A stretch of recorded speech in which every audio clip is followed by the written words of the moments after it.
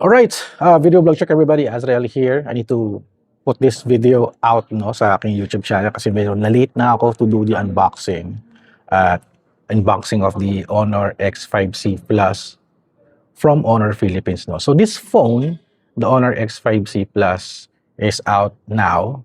Ngayong Shopee 3.3 all-out mega sale. Offer ni Honor and Shopee for a price of 4,999. At originally, the price is 6,999. Pagkatapos na ng Shopee 3.3 this March 3, no? So, if you're looking for a new smartphone na very affordable at okay naman yung specs niya, no? Check out the Honor X5C Plus. This is a 4G smartphone, no? At sale to ngayon sa Shopee 3.3 for only 4,999. And after that, pag bumili kayo sa market or sa Shopee, nasa 6,999. So, ano ba yung mga key specs nito? No? I posted already on my Facebook. No? Key specs nito is meron siyang 6.7 inches na display at meron siyang 450 nits peak brightness. Ang kanyang CPU is a MediaTek Helio G8. Ayan, MediaTek Helio G8 ang kanyang CPU.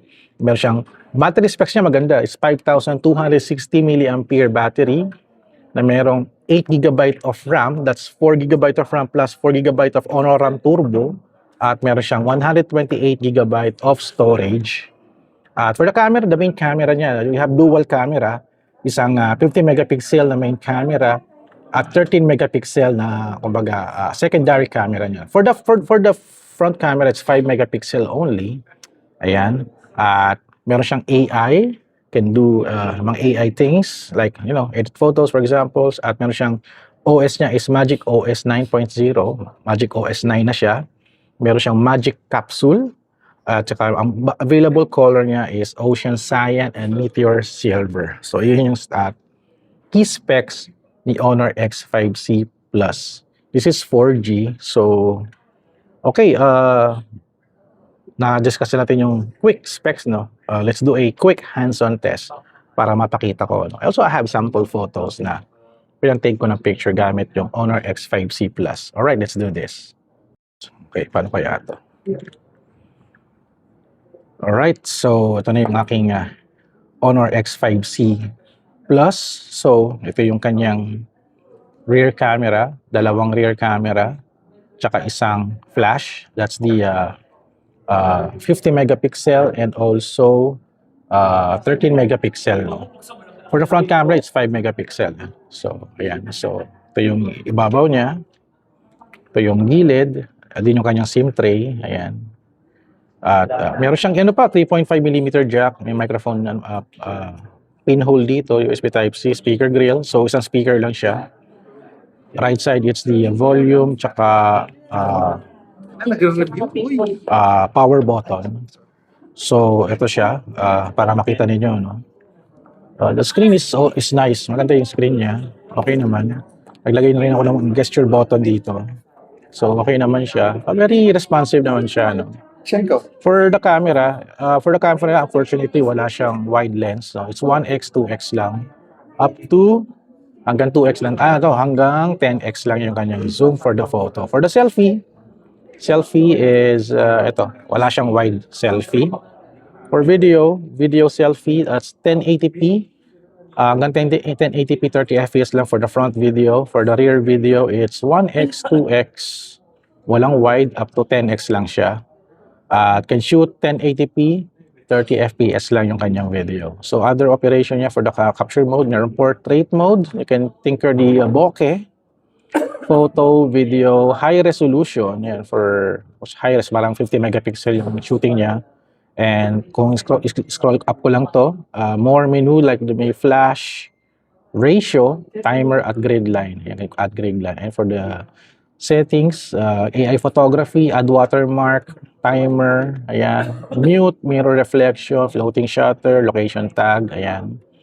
And yun, that's for the camera. And here, other menu, ayan, hotspot, screenshot, flashlight, sound, auto rotate, Honor Share, yan, importante yung Honor Share. Mobile data, location, screen recorder, eye comfort. Importante sa atin screen recorder Do not disturb, power saving scan, quick share, tsaka device control. Ayan. And the other side, yung mga notifications natin dito, kasi kakabukas lang natin to. No?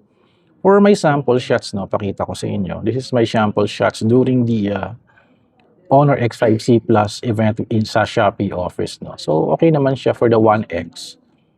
Medyo, pag mag-zoom in ka is very you know, syempre, nagkakaroon tayo ng resolution loss na pag nag-zoom. But, for the 1X, it's fine.